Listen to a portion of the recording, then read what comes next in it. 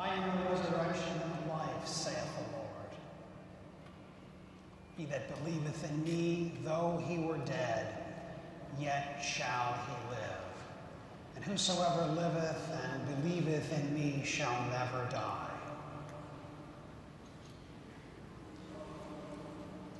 I know that my Redeemer liveth, and that he shall stand at the latter day upon the earth. And though his body be destroyed, yet shall I see God, whom I shall see for myself, and mine eyes shall behold, and not as a stranger.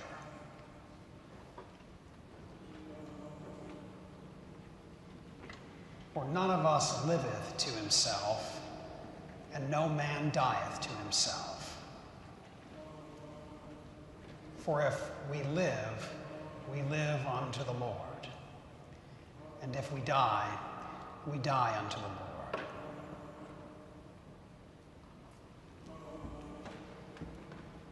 Whether we live, therefore, or die, we are the Lord's. Blessed are the dead who die in the Lord. Even so, saith the Spirit, for they rest from their labors.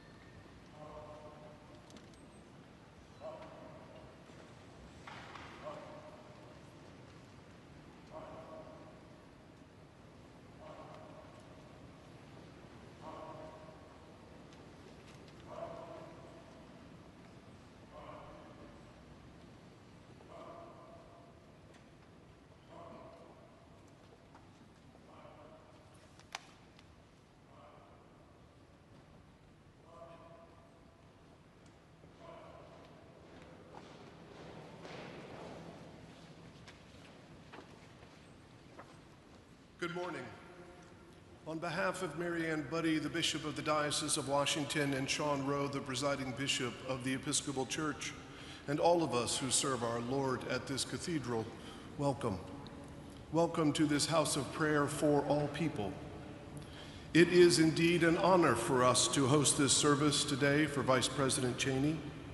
Thank you for being here. I know your presence means a great deal to Mrs. Cheney and Liz and Mary and the entire Cheney family. So please be seated.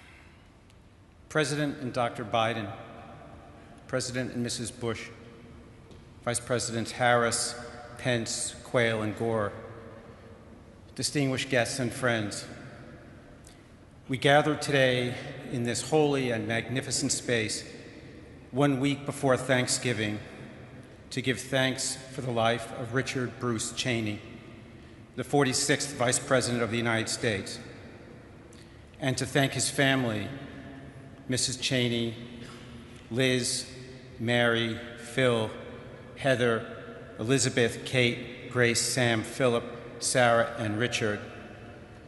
Thank them for sharing him with us. I'm Jonathan Reiner, and I was privileged to be the Vice President's cardiologist. I'll admit, I'm not very good at letting go. But it can take a village to care for a complicated patient, and I want to acknowledge the many doctors and nurses here with us today who took such magnificent care of the Vice President. Over a span of 27 years, Vice President Cheney gifted me with his trust, and there's nothing more sacred between a doctor and their patient than trust. I'm happy to report that I haven't given many eulogies. No one wants a doctor who's great at funerals. But I stand here this morning deeply honored to tell you about my remarkable patient, Dick Cheney. 20 years before I met the Vice President, his career in elected office almost ended before it began when he suffered a heart attack during his first campaign for Congress. He was only 37. What Dick Cheney didn't know at the time, because his doctors never told him, was that they thought it would be best for him to withdraw from the race, that after the heart attack, a vigorous campaign might be too much for him. They didn't know Dick Cheney. Or more likely, maybe they did know Dick Cheney, and no one had the guts to tell him to quit. So after a period of rest, he told Wyoming's voters that he was up for the challenge. He said a little hard work never hurt anybody. And later in the summer, he resumed his campaign, won that election, and then 5 more. For a man with very complex heart disease, the Vice President was the easiest patient to care for. He was meticulously compliant with his prescribed treatment. As it pertained to his health, he lived by the motto, when in doubt, check it out. He never allowed politics to influence his personal health care decisions, and not once in all my time as his doctor did he try to write or change a single word of a statement I issued. There was only one time in my entire tenure with the Vice President that he said no to a medical recommendation from me. It was on September 11th, 2001. I had an appointment to see him that day at the White House for a scheduled checkup. I don't typically make house calls, but sometimes I'm willing to make an exception. In advance of the visit, my colleague, Colonel Lou Hoffman, the Vice President's wonderful full-time White House doctor, had arranged for some routine blood tests. But before the tubes could be sent to the lab, our world changed. Amazingly, even with the chaos and horror of that day, somehow late in the afternoon, the blood samples found their way to a lab. In the early evening, while the Vice President was on the move to an undisclosed location, Lou called to tell me that our patient's potassium level was dangerously, maybe even lethally high. I thought that the result was probably erroneous, an artifact of the prolonged delay in processing the blood, but we needed to be sure. I was worried about him. I asked Lou if we could repeat the test right away, but the Vice President firmly said, no, not today. I didn't think that was the day to argue with him. You might think that taking care of a public figure, particularly one who carried nuclear launch codes, could be a bit intimidating, but the Vice President was an unassuming man. His calls to me, even when originating from the White House, always began in the same modest way. Hi, John, it's Dick Cheney. Prior to the 2000 election, one of my young cardiology fellows, who somehow had never heard of Dick Cheney, asked the soon-to-be Vice President of the United States what he did for a living. The soon-to-be Vice President answered, government work. He was also very grateful and very generous. Prior to taking office in 2001, the Vice President, Mrs. Cheney, quietly donated a large gift to George Washington University, which became the founding support for our Heart Institute, enabling us to provide defibrillators to churches in the poorest parts of the nation's capital and pacemakers to patients in the poorest parts of the world. In his 2006 eulogy for President Ford, Vice President Cheney referred to his boss, the 38th President of the United States, as the still point in the turning wheel. It's a beautiful image derived from a passage in a T.S. Eliot poem. I remember hearing his words then and thinking how aptly the phrase described the Vice President himself. In all our time together, in moments of true existential risk for him, the Vice President was always the calmest person in the room, including me. One evening in July 2010, as he lay literally dying in the cardiac surgical intensive care unit, I told the Vice President that the mechanical heart assist device scheduled for the next day couldn't wait until morning. It would be too late. He looked for a moment towards Miss Cheney, Liz, and Mary, and then said calmly, "Okay, let's do it." That's all he said. "Okay, let's do it." Months later, as he recalled that night, he said that he thought he would probably die, and he was at peace with it. The Latin word for heart is cor. It's also the source for the word courage. To have heart is to have courage. I don't think courage is necessarily the absence of fear. Rather, it's the ability to persevere even in the presence of fear. Time and time again, that's what Vice President Cheney was able to do. His wasn't a false courage cloaked by a thin veneer of bravado, but rather a genuine fortitude in the face of true mortal peril. He lived most of his adult life chased by a relentless disease intent on killing him, but he never looked over his shoulder. He only looked ahead. The hospitalization to implant the ventricular assist device was long and complicated. He was in the ICU for more than a month, but not for a single moment without his family watching over him. When I entered his ICU room on his sickest days, I would often find Mrs. Cheney at the base of the bed, rubbing his feet.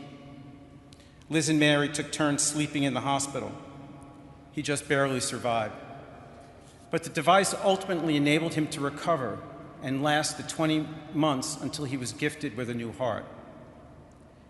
Today, as we remember the Vice President's life, I ask you also to think about the anonymous family who, in their time of terrible grief 13 years ago, donated the heart of someone they treasured to a stranger they would never know. It was a blessing and an act of love. A gift that gave him many more summer afternoons on the Snake River with his fly rod, and most profoundly, precious time to watch his 7 grandchildren grow up. This was what was most important to Dick Cheney. At a recent birthday party, he told them, "I am so proud of all of you." He was an American patriot and a man who loved his family. I was honored to be his doctor. It was an even greater honor to be his friend.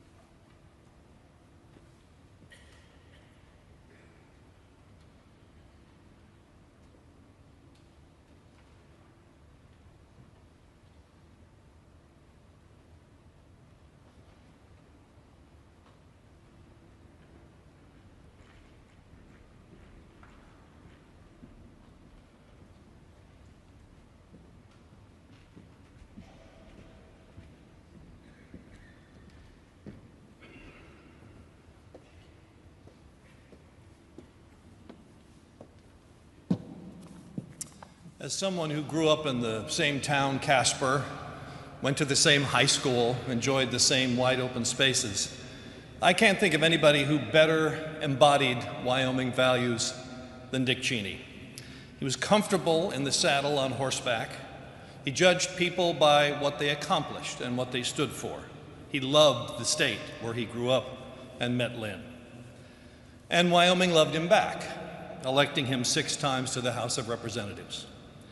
He enjoyed the solitude of the Wyoming wilderness, too, and was an expert at finding the best places to deploy a fly rod. In fact, if you wanted his attention in the office and you saw that the Orvis catalog was open on his desk, you knew to come back some other time. For my 50th birthday, he offered to let me come with him for a day's fly fishing in the Tetons.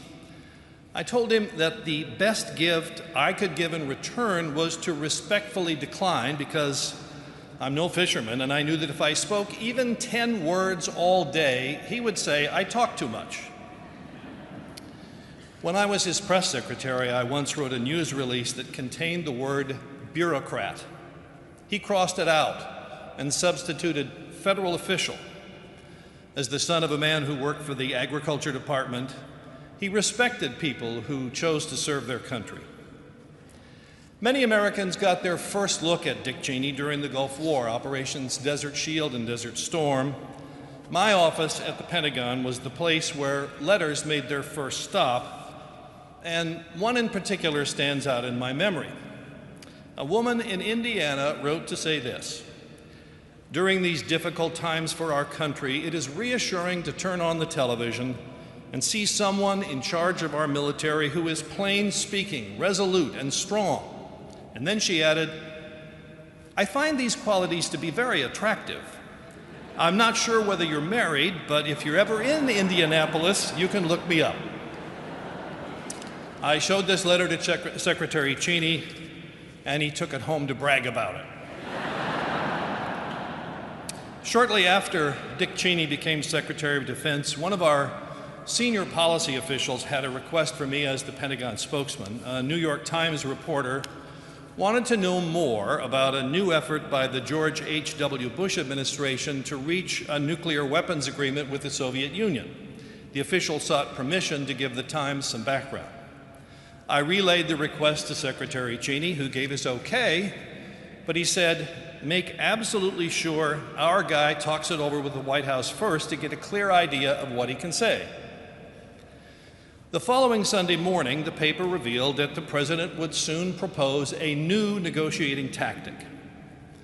The problem was that the president planned to reveal that strategy in a speech on Monday, and he was none too pleased to see it spelled out beforehand. I received a call at home on Sunday informing me that this official and I were to report to Secretary Cheney's office first thing Monday morning. We walked in and sat down, braced for the worst. The secretary said, "I've got some good news and some bad news. Which do you want first?" So I asked for the bad news. He looked at us sternly and he said, "The bad news is that the President of the United States is very angry with you both." And then I asked for the good news and he said, "I only have to fire one of you." I could tell he was joking. I'm not sure the senior official realized it. And then Secretary Cheney said, "It's okay, guys. I told the president it was my idea." He could have told President Bush that it was our fault, but he took the blame and saved us from ourselves. When the boss that you serve cleans up after your mistakes, you can bet that inspires loyalty. And Dick Cheney demonstrated that kind of decency and concern for all the people who served him during his more than 40 years in public life. In 1991, a magazine planned to run a story outing me. I knew it was coming, so I went up to his office and offered to resign. He wouldn't hear of it. And for several days after that article appeared, he would call me on the direct line to my desk at the Pentagon to ask how I was doing and to tell me to get on with the job. Washington attracts ambitious people driven by a desire to serve their country. But many of those who become big names acquire staffers and then cast them aside as they rise in stature. Not Dick Cheney. Throughout his life, on his steady rise through the corridors of power, his circle of friends kept growing. He did not abandon those who helped him along the way. And when George W. Bush chose him to be the vice presidential candidate in 2000, their first campaign stop together was Casper, a demonstration of Dick's loyalty to his home state. I don't think he was worried about locking up Wyoming's 3 electoral votes. Those of us fortunate to work for him knew that he had a sly sense of humor. He loved to tell a story about attending a political event when he ran for re-election as Wyoming's congressman. He said he walked up to one old rancher, stuck out his hand and said, "I'm Dick Cheney, I'm running for Congress, and I'd like to have your vote." And the rancher replied, "You got it. That guy we got in there now is no damn good." In my 7 years of working for him in the Congress and at the Pentagon, I seldom came away from a meeting with him without thinking that I'd learned something about politics and government. Lynn captured that experience perfectly when she introduced him at the 2000 Republican Convention. Here's what she said. "Conversations with Dick have a way of taking unexpected turns. Problems get redefined, and you find yourself thinking about things in new ways." And she added, "I cannot imagine the discussion that would not benefit from his presence." Dick Cheney was a good and decent man. He loved his family and his home state. His highest aspiration was serving the country, and I'm so lucky and so deeply grateful that I was along for part of that ride.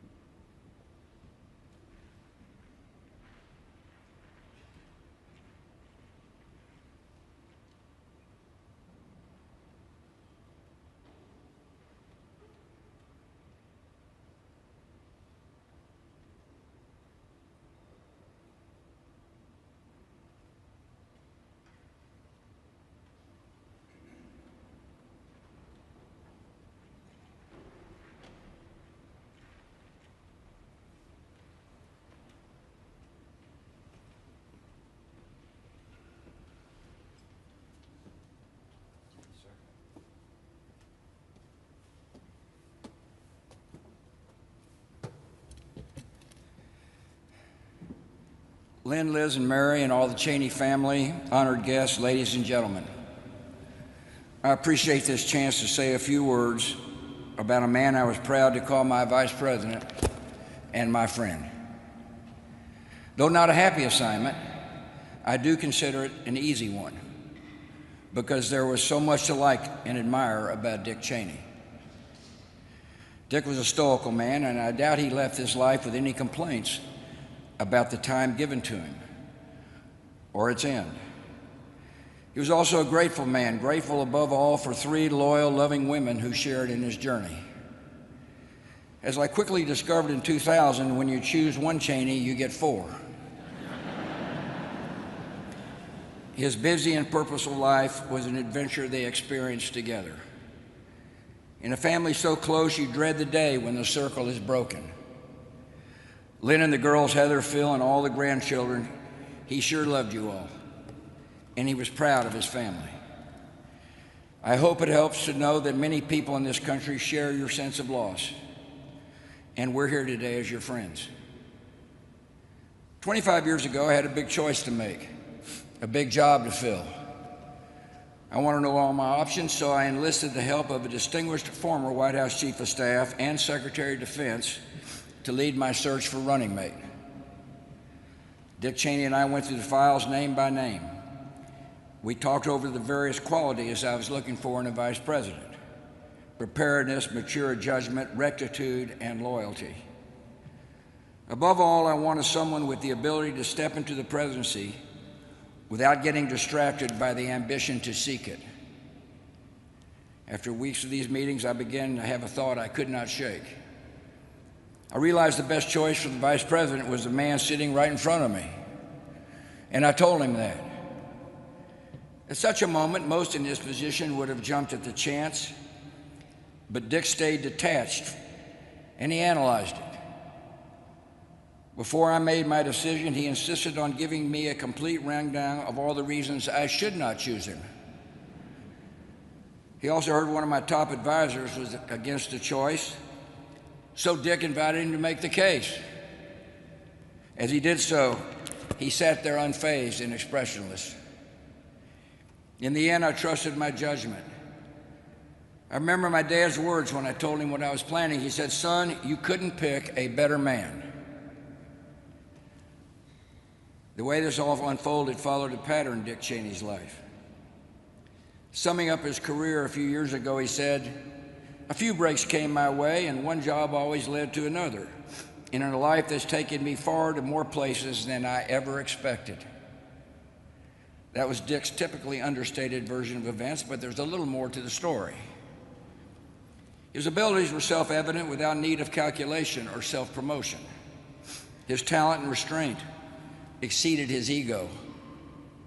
Even before the Cheney name reached the national stage, people always saw something in the man, solid, reliable, and rare. One of the first to really notice was Lynn Vincent. She can recall a time in their college years when Dick, as he freely admitted, lacked direction and needed some straightening out. I think we had that in common. That was Lynn's kind of project, and it did not take her long. He said many times that his life would have turned out a whole lot different if he had never met her. It may explain how in just over a decade, a guy can go in from laying transmission lines outside Cheyenne to serving as chief of staff of the President of the United States. In Dick's telling, those years working for Gerald Ford were special and formative. He cherished the association, and the high regard went both ways. In his memoir, President Ford described Dick's steadiness, his low-key style, and his absolute loyalty. I know exactly what he meant. These are not traits easy to come by in Washington. Being calm, reticent, undramatic, and untrustworthy are not everyone's formula for success in politics. But they were the Cheney way, and they worked. I'm reminded of a renowned senator who once gave this advice to a junior colleague. Perhaps, he said, you could occasionally allow yourself the luxury of an unexpressed thought.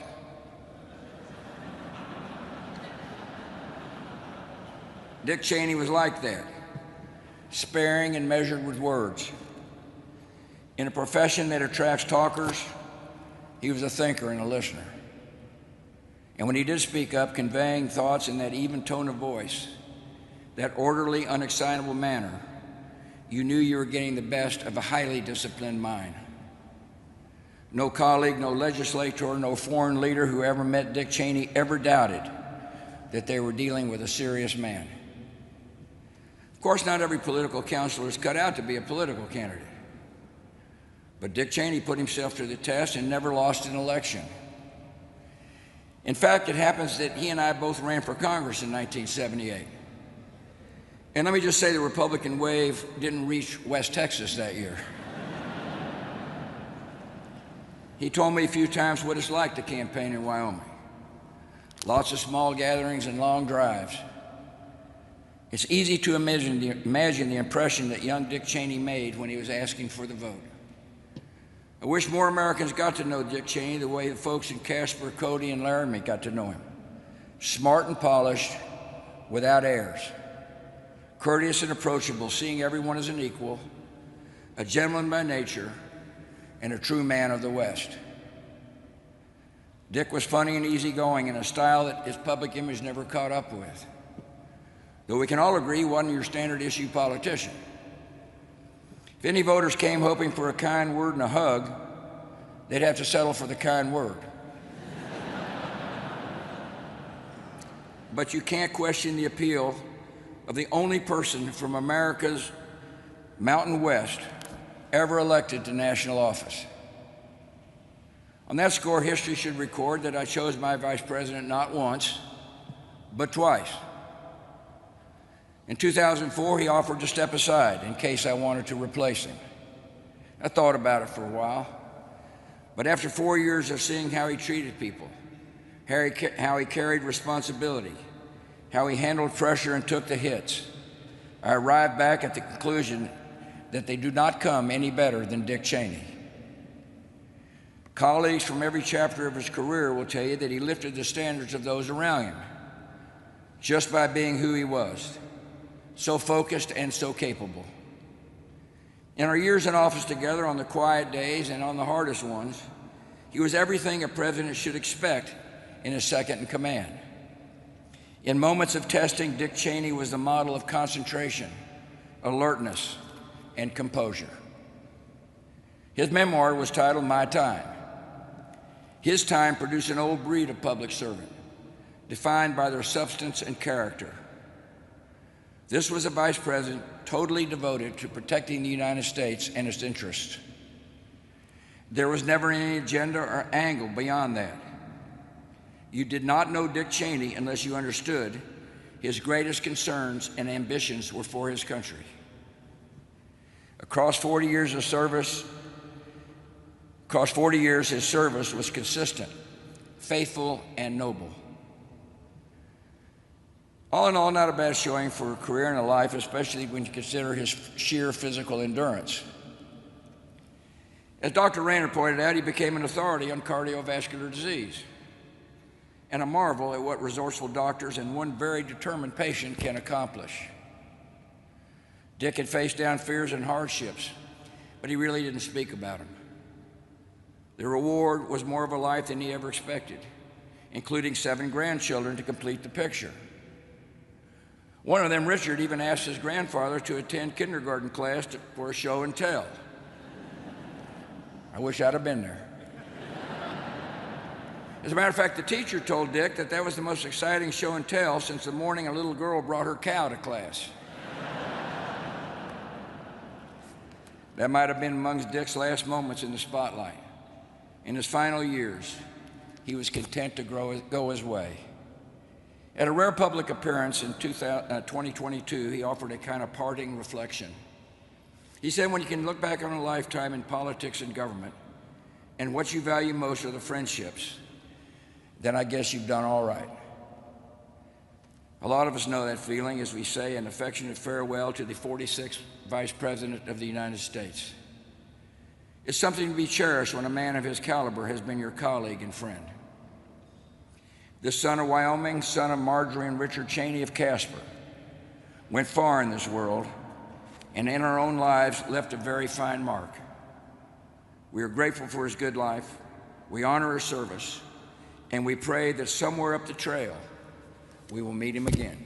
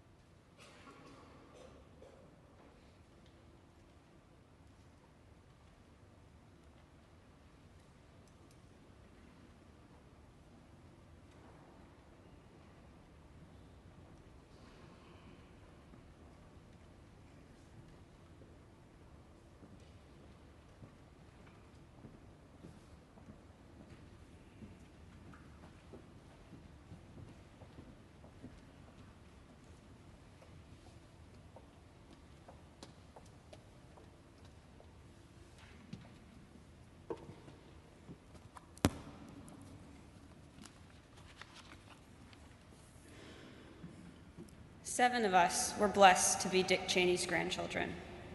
The only one of us not here today is our older sister, Katie, who is about to have a baby.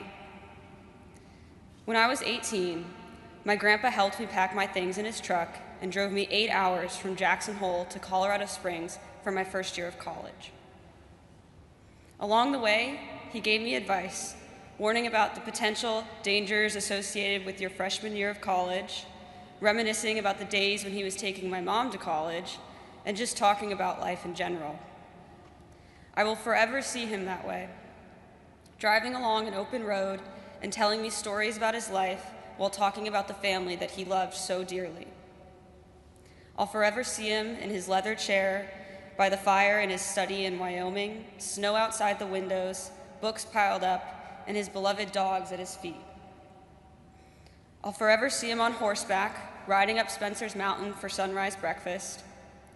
I'll forever see him on the South Fork of the Snake, fly rod in hand, perfect cast after perfect cast.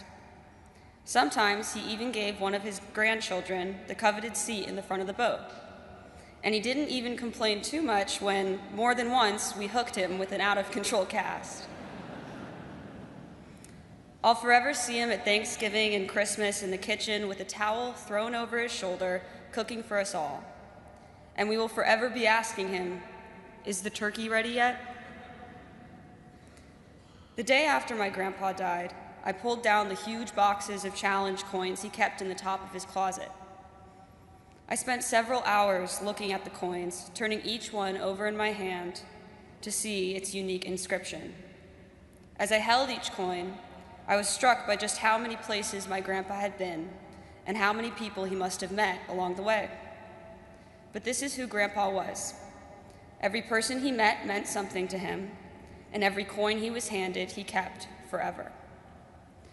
Let me close with a few words prepared by our sister Katie, who could not be with us today. Dear Grandpa, the mark you left on our world is remarkable, but it pales in comparison to the one you left on our family. Your unwavering love for us is a legacy we will forever hold close and will pass on to our own children one day. As we prepare to welcome your first great-grandson into the world, please know that we are thinking of you. And if this baby boy grows up to become even half the man that you were, we will consider ourselves profoundly blessed. And rest assured, your great-grandson will be on the water with a fly rod in his hand the moment he can stand.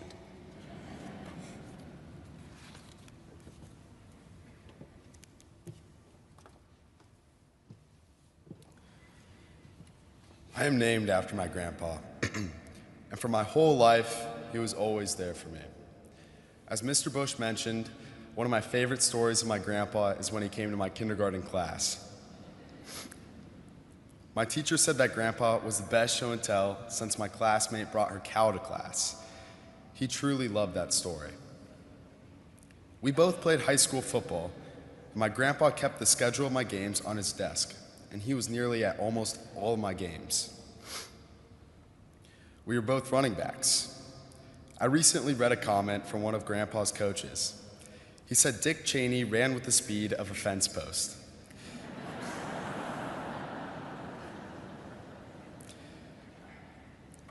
Grandpa might not have been blessed with great speed, but he taught me that raw determination and grit can lead you to success. He was the captain of his team, and his high school field in Casper is now named after him. Every Christmas, Grandpa would cook our dinner while we hung out in the kitchen watching his favorite John Wayne movies, year after year. We loved to do this even though we had seen these movies dozens of times. I will always remember the hot Wyoming summer days when I was a kid, days that my siblings and I would spend sitting together on our back porch, talking with our grandpa. He would give us important life lessons as well as make us laugh. What I remember specifically about the time I spent with my grandpa was the way he looked at me, how he looked at each of us. This was because when my grandpa looked at you and smiled, he didn't even have to say a word. You could just feel his love. In a way, his gaze alone said, "I love you more than anything." He always told us how proud he was of us. and we will always try to follow his example. To be people driven to love our families, to be respectful, and to live through the lessons he taught us. To put love and our families first. I love you, Grandpa.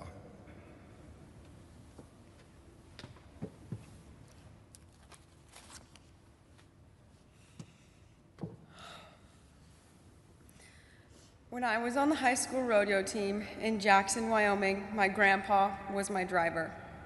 In his Ford F-350 pickup, he hauled me and my horses hundreds of miles to rodeos all across the state. He taught me how to have integrity, how to work hard, how to have grit, how to face adversity, and how to look danger and fear right in the eye and say, "Is that all you got?" I'm pretty sure he's the only person who ever had the title Vice President turned Rodeo Grandpa, and I'm blessed he was mine. After one high school rodeo in Casper, Grandpa drove me to places that had been important to him growing up. He showed me the house he was raised in and told me how he and his brother Bob would shoot rabbits out on the prairie and bring them home for his mom to cook for dinner. He showed me Hat 6 Road, where his dad taught him to drive, and Natrona County High School, where he and my grandma graduated in 1959. For the last stop, he pulled up outside a small house on West Bridge Drive. "You know what that is, Gracie?" he said. "That's where I picked your grandma up for our very first date." On drives to rodeos with my grandpa, he imparted important life lessons. Once, we were talking about how much I like to ride bikes. In response, my grandpa said, "Never ride a bike down the stairs. You will not make it, and your head will go through the drywall." He seemed to be speaking from experience. Dick Cheney was a great rodeo grandpa because he never went anywhere unprepared. You could always count on him to have emergency blankets, flashlights, headlamps, toolkits, different kinds of knives, emergency meals, fly rods, rain gear, pens, and butterscotch lifesavers. Since we usually stayed in the small living quarters of our horse trailer, things got pretty crowded. At one point, the Wall Street Journal got wind that Dick Cheney had turned into a full-time rodeo grandpa and asked to send a reporter to interview him. A few minutes before the reporter was scheduled to arrive, Grandpa and I looked around the living quarters and realized there was stuff everywhere. "Grandpa, we cannot have a Wall Street Journal reporter in here. They're gonna take pictures." I said. "You're right," he said. "Let's shove everything in the bathroom." We ran around and did just that. When we were done, Grandpa looked at me and said, "Gracie, whatever you do not let the reporter use the bathroom." Long-haul road trips with my grandpa were extra educational because he did not believe in the use of any navigational devices. We often took the scenic route. He always knew the history of every area we drove through and taught me to stop at all the points of interest markers along the highways. I'll forever see my grandpa in his Stetson right before a barrel race telling me, "Ride hard. Go get him, Grace." And no matter the result, when my run was over, he would say, "Great job, I'm proud of you." My grandpa had a love for the land, a love for his country, and a love for Wyoming. Any day of the week, any hour of the day, he was there to help. He was tough with a kind heart. Dick Cheney wasn't just my grandpa. He was my best friend, my hero, my role model, and the most influential person in my life. And I know he's up in heaven right now with his beloved labs, Nelson, Davy, and Jackson, driving his Ford pickup and catching the biggest cutthroats and rainbows we could only ever imagine.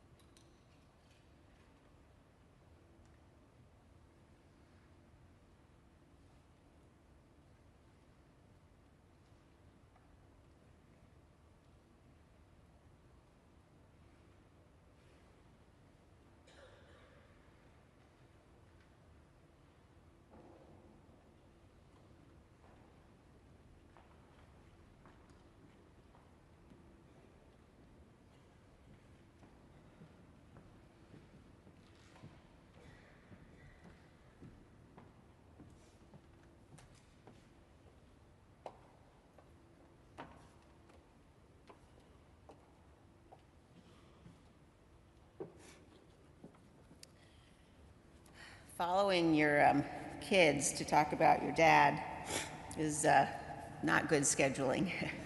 But distinguished guests, presidents and vice presidents, dear friends, my mom and Mary and I and our families, thank you for being here to honor the good and great man we loved so much.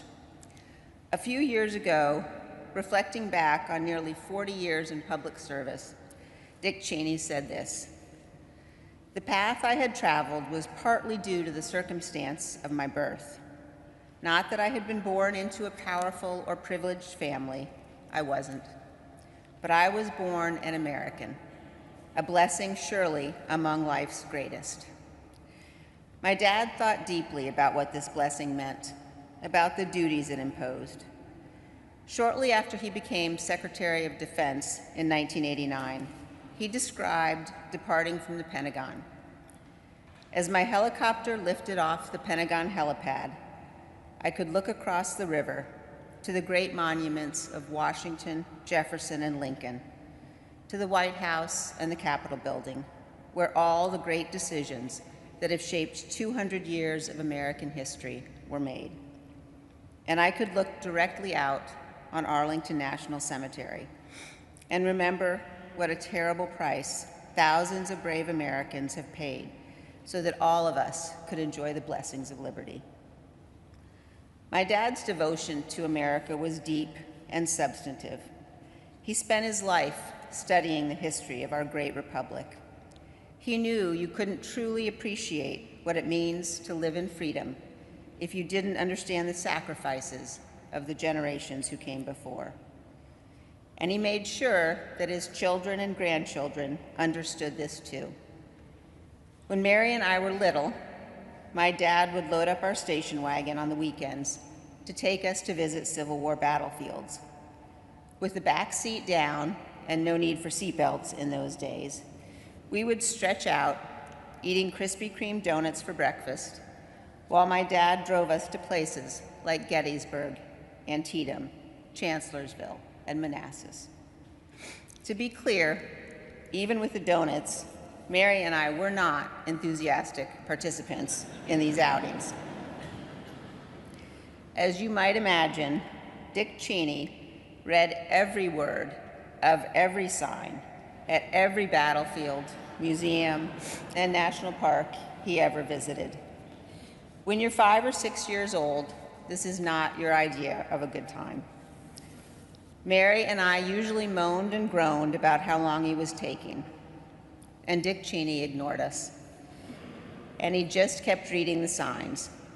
He didn't lecture us or demand that we read anything, but we pretty quickly realized no one was going anywhere until he got done. And so we figured we might as well start reading the signs too. And what an education we got. That was the thing about Dick Cheney. He wouldn't force his opinion on you or demand you do things his way. He might not share his opinion at all if you didn't ask. In fact, he was known to go long stretches of time without saying a single word. But if you watched closely, if you asked questions, if you listened when he did speak, you had the experience of seeing the world opening up in front of you, of looking at things in new ways, of benefiting from his clarity of thought, his ability to crystallize what was important and what wasn't. And he was always surprising. Many know the story of his time at Yale. If my dad heard you say he flunked out, he would correct you. No, I was asked to leave. Twice. He took a break from school and he spent several years building power line across the West. I had heard this part of the story my whole life, but it wasn't until I worked with him on his memoirs that I learned how he spent his evenings. At the end of long days, he'd unroll his sleeping bag by a campfire or on a cot in the cook tent, and by the light of his Coleman lantern, he read Winston Churchill's 6-volume history of World War II. By the fall of 1963, Dick Cheney was convinced, some would say threatened, by my mother to return to school. He'd been at the University of Wyoming just a few weeks when he climbed to a seat up near the rafters of the packed field house to hear President John F. Kennedy urge the students to dedicate their lives to the service of our nation. I think this is the moment my dad decided what direction his life should take. Though he was inspired to service by President Kennedy, Dick Cheney became a Republican. But he knew that bonds of party must always yield to the single bond we share as Americans. For him, a choice between defense of the Constitution and defense of your political party was no choice at all. When he was vice president, he wrote in this letter to all of his grandchildren, "As you grow, you will come to understand the sacrifices that each generation makes to preserve freedom and democracy for future generations. And you will assume the important responsibilities of citizens in our society. I ask of you as my grandchildren what I asked of my daughters, that you always strive in your lives to do what is right." In the last few years, God gave me one of the greatest blessings of my life, the gift of time with my dad. We spent hours sitting by the fire at his house or mine, watching football and old movies. We went to grandkids' games and matches, and we hit the road again, this time with me in the driver's seat. Now, let me be clear, he did not like my driving. And in his defense, I had wrecked far too many of his cars over the years for him to be happy with this arrangement. But we reached an accommodation of sorts. My dad agreed to let me drive if I agreed to let him choose the music. Johnny Cash, John Denver, and yes, even the Carpenters were the soundtrack of our road trips. We went to places he'd taken us 50 years ago, to Manassas and Antietam and Mount Vernon. My dad in his Stetson, the latest copy of The Economist, that day's newspapers, and a book always tucked into the door pocket. We drove for hours. We talked about life and family, history, and America. Sometimes my dad's yellow lab, Max, would jump in the back seat and come with us. Max, like every dog we ever had, loved my dad the best.